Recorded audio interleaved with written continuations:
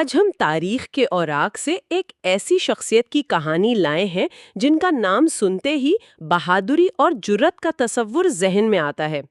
ایک جنگجو جنہیں اسد اللہ یعنی اللہ کا شیر کہا گیا، اور شہیدوں کا سردار سید الشہداء بھی۔ بالکل، ہم بات کر رہے ہیں پیغمبر اسلام حضرت محمد صلی اللہ علیہ وسلم کے پیارے چچا حضرت حمزہ رضی اللہ عنہ کی۔ اور دیکھیں، یہ کہانی صرف ایک عظیم جنگجو کی نہیں ہے، یہ اس سے کہیں زیادہ گہری ہے۔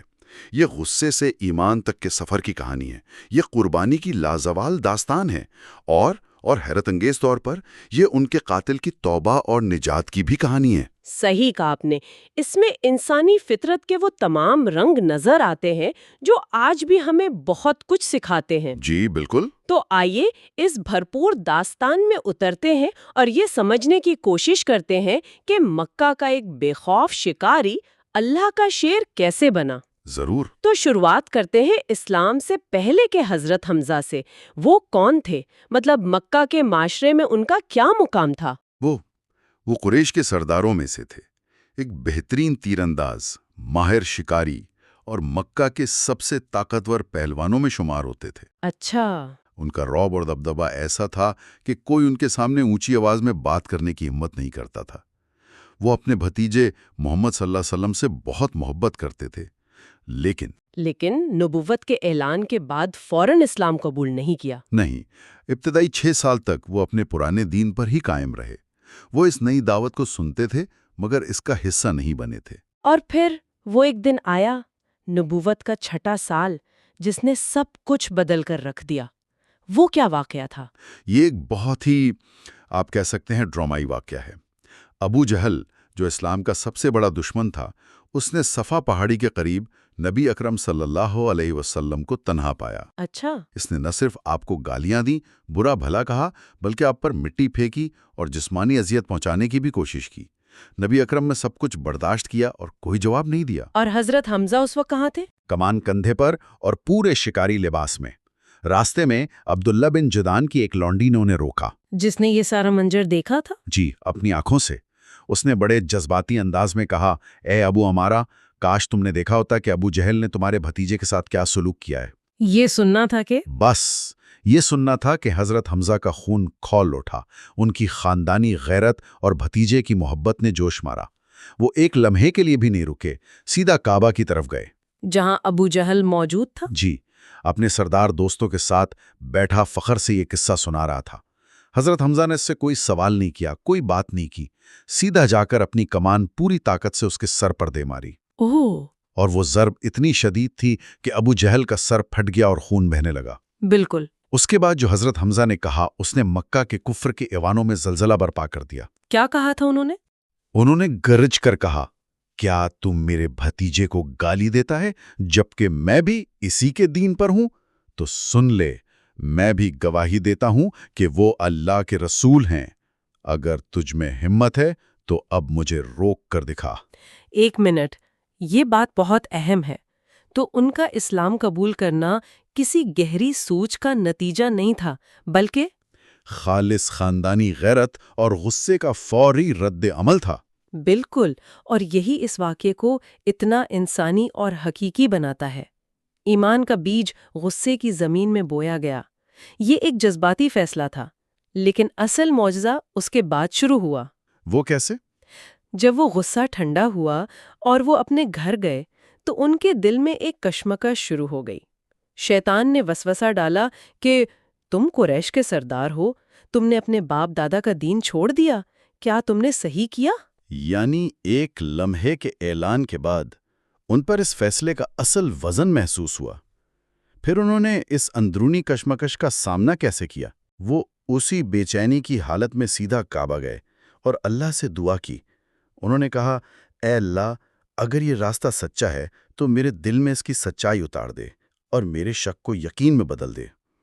اور کہتے ہیں کہ اس دعا کے بعد ان کے دل پر سے سارے بادل چھٹ گئے۔ جی، انہیں ایسا سکون اور اطمینان ملا جو پہلے کبھی نہیں ملا تھا۔ اور اسی واقعے کے بعد قرآن میں بھی اس کا ذکر آیا ہے نا؟ جی، یہ واقعہ اتنا اہم تھا کہ قرآن نے اسے ہمیشہ کے لیے محفوظ کر لیا۔ مفسرین کا اتفاق ہے کہ سورۃ الانعام کی آیت 122 اسی واقعے پر تبصرہ ہے۔ جس کا مفہوم ہے کہ ایک مردہ شخص جسے زندگی دی گئی اور روشنی عطا کی گئی۔ بالکل، یہاں روشنی سے مراد حضرت حمزہ ہیں اور اندھیروں میں بھٹکنے والے سے مراد ابو جہل ہے۔ یہ ایک زمینی واقعے پر آسمانی مہر تھی۔ اچھا، تو جب قریش کے سب سے طاقتور جنگجو نے اسلام قبول کر لیا تو اس کا فوری اثر مکہ کے کمزور مسلمانوں پر کیا ہوا؟ یہ صرف ایک شخص کا اضافہ نہیں تھا، یہ ایک نفسیاتی زلزلہ تھا۔ اس سے پہلے مسلمانوں کو کھلے عام مارا پیٹا جاتا تھا۔ حضرت حمزہ کا اعلان اسلام قریش کے لیے ایک واضح پیغام تھا کہ اب مسلمانوں پر ہاتھ اٹھانے کی قیمت چکانی پڑے گی۔ یعنی طاقت کا توازن بدل گیا تھا۔ پہلی حقیقی تبدیلی تھی۔ اب مسلمان نسبتاً کھلے عام عبادت کر سکتے تھے۔ ان کے آنے سے مسلمانوں کو ایک ایسی ڈھال مل گئی تھی جس کا ہر کوئی احترام کرتا تھا۔ اور مدینہ ہجرت کرنے کے بعد ان کا کردار کیسے مزید نکھر کر سامنے آیا؟ یہ ایک بہت اہم نکتہ ہے۔ مدینہ میں وہ صرف ایک محافظ نہیں رہے بلکہ اسلامی ریاست کے ایک ستون بن گئے۔ جب نبی اکرم نے مدینہ میں اسلامی لشکر ترتیب دینا شروع کیے تو سب سے پہلا جھنڈا اسلام کی تاریخ کا پہلا فوجی علم انہوں نے حضرت حمزہ کے ہاتھ میں دیا۔ اس کے بعد جنگ بدر کا فیصلہ کن معرکہ پیش آیا۔ اور جنگ بدر میں ان کی بہادری کیسی تھی؟ جنگ بدر میں وہ صرف ایک سپاہی نہیں تھے بلکہ اسلامی فوج کے قلب یعنی مرکز کے کمانڈر تھے۔ انہوں نے اس جنگ میں قریش کے بڑے بڑے سرداروں کو اپنے ہاتھ سے قتل کیا۔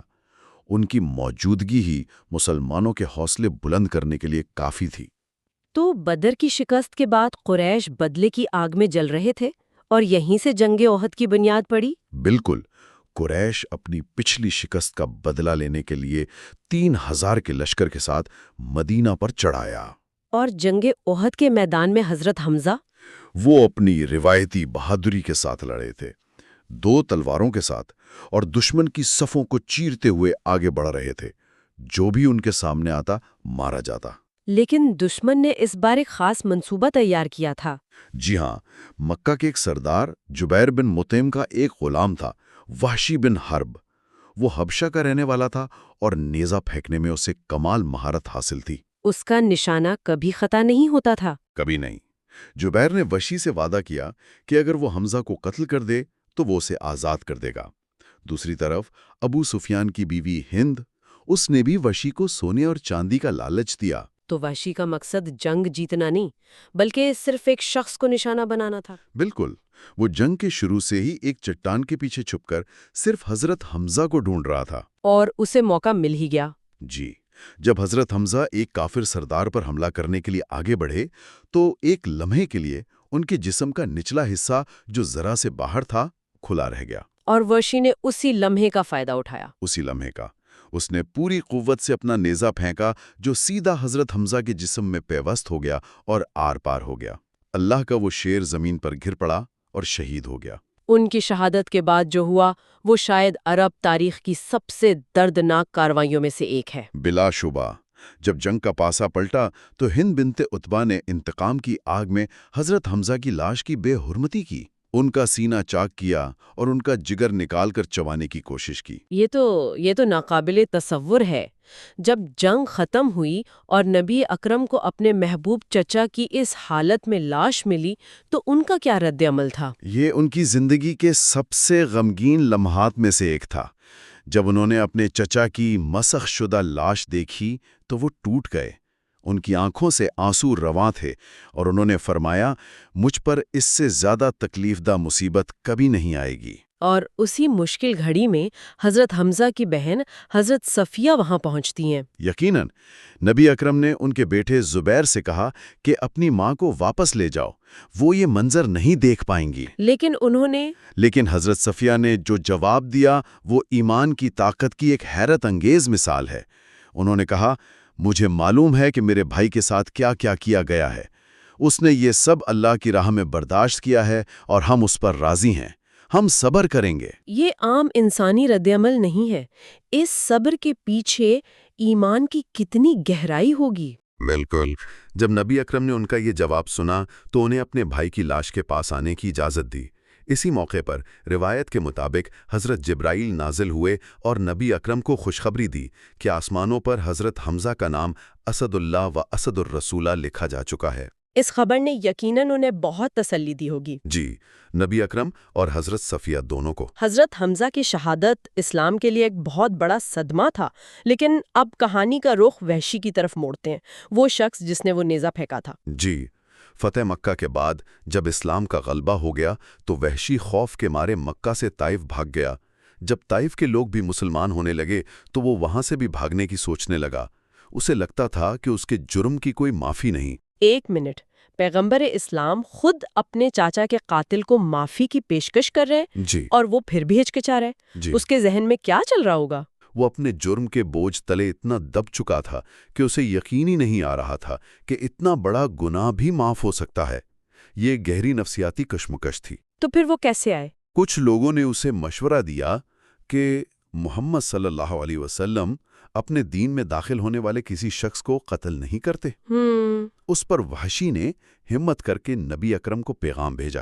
آپ نے اسے اسلام کی دعوت دی اور توبہ کی آیت بھیجی؟ لیکن وہ پھر بھی مطمئن نہیں ہوا۔ نہیں۔ اس نے جواب دیا کہ قرآن میں تو شرک، قتل اور زنا کرنے والوں کے لیے سخت عذاب ہے، اور میں نے یہ سب کچھ کیا ہے، کیا میری یہ بھی کوئی معافی ہے؟ یہ تو حیران کن ہے۔ آخرکار نبی اکرم نے اسے تیسرا خط بھیجا، جس میں سورۃ الزمر کی وہ آیت تھی جو اللہ کی رحمت کی وسعت کا سب سے بڑا اعلان ہے۔ کہہ دو اے میرے بندو جنہوں نے اپنی جانوں پر زیادتی کی ہے، اللہ کی رحمت سے مایوس نہ ہو۔ اور اس آیت نے وحشی کا دل بدل دیا۔ اس آیت نے اس کی ساری مایوسی ختم کر دی۔ وہ فوراً مدینہ روانہ ہوا اور مسجد نبوی میں حاضر ہو کر اسلام قبول کر لیا۔ اور نبی اکرم نے اسے معاف کر دیا۔ جی، اس کی توبہ قبول کر لی، لیکن جب انہوں نے وحشی کو دیکھا تو انہیں اپنے چچا کی شہادت کا لمحہ یاد آ گیا۔ ان کی آنکھیں نم ہو گئیں اور انہوں نے وحشی سے کہا، کیا تم اپنا چہرہ مجھ سے چھپا سکتے ہو؟ جب بھی میں تمہیں دیکھتا ہوں تو مجھے اپنے چچا یاد آ جاتے ہیں۔ تو انہیں معاف تو کر دیا گیا، لیکن ایک فاصلہ قائم رکھنے کو کہا گیا۔ یہ بھی ایک بہت ہی انسانی پہلو ہے۔ جی، یہ نبی کی بشریت کو ظاہر کرتا ہے۔ معافی ایک الہی حکم تھا، لیکن تکلیف ایک فطری انسانی جذبہ تھا۔ وحشی نے اس حکم کا بے حد احترام کیا اور پھر کبھی آپ کے سامنے نہیں آئے۔ تو کیا وحشی ساری زندگی اسی بوجھ کے ساتھ جیتے رہے، یا انہیں کبھی اس کا کفارہ ادا کرنے کا موقع ملا؟ وہ اسی بوجھ کے ساتھ جیتے رہے، لیکن وہ اپنے گناہ کا کفارہ ادا کرنے کا موقع ڈھونڈ رہے تھے، اور وہ موقع انہیں جنگ یمامہ میں ملا۔ مسیلمہ کذاب کے خلاف؟ جی، جب مسیلمہ نے نبوت کا جھوٹا دعویٰ کیا تو اس کے خلاف جنگ لڑی گئی۔ وحشی بھی اس جنگ میں شریک تھے، اور انہوں نے وہی نیزہ اٹھایا جس سے انہوں نے حضرت حمزہ کو شہید کیا تھا۔ وہ کہتے ہیں، میں میدان میں صرف مسیلمہ کو ڈھونڈ رہا تھا۔ بالآخر انہوں نے مسیلمہ کو نشانہ بنایا اور اپنا مشہور نیزہ پھینکا، اور نیزہ سیدھا مسیلمہ کے سینے میں لگا۔ جی، اور اسلام کا ایک بہت بڑا دشمن ختم ہو گیا۔ یہ تو تاریخ کا ایک ناقابل یقین تضاد ہے۔ ایک ہی نیزے سے اسلام کے عظیم ترین دوست کو شہید کیا گیا، اور اسی نیزے سے اسلام کے ایک بڑے دشمن کا خاتمہ ہوا۔ یہ نجات اور کفارے کی ایک طاقتور علامت ہے۔ وحشی بعد میں فخر سے کہا کرتے تھے، میں نے حالت کفر میں بہترین انسان کو قتل کیا اور حالت ایمان میں بدترین انسان کو قتل کیا۔ اس ایک عمل نے شاید ان کے دل سے وہ بوجھ اتار دیا جس کے ساتھ وہ برسوں سے جی رہے تھے۔ شاید، یقیناً۔ تو یہ تھی حضرت حمزہ سید الشہداء کی کہانی، ایک ایسی زندگی جو غیرت سے شروع ہو کر گہرے ایمان پر مکمل ہوئی اور جس کی قربانی نے اسلام کے بنیادوں کو مضبوط کیا۔ اور ساتھ ہی یہ وحشی کی کہانی بھی ہے جو ہمیں اللہ کی رحمت کی وسعت اور توبہ کی طاقت کا سبق دیتی ہے۔ یہ دکھاتی ہے کہ کوئی بھی شخص، چاہے اس کا ماضی کتنا ہی تاریک کیوں نہ ہو، نجات کی راہ پا سکتا ہے۔ آج کی اس گفتگو کے بعد ایک سوال سننے والوں کے لیے چھوڑ جاتے ہیں۔ ایک شخص کا غیرت میں اٹھایا گیا ایک قدم کس طرح تاریخ کا رخ بدل سکتا ہے، اور دوسری طرف گناہ کے بوجھ تلے دبے ایک انسان کا توبہ کا ایک عمل کس طرح اس کی پوری زندگی اور میراث کو ایک نئی شکل دے سکتا ہے۔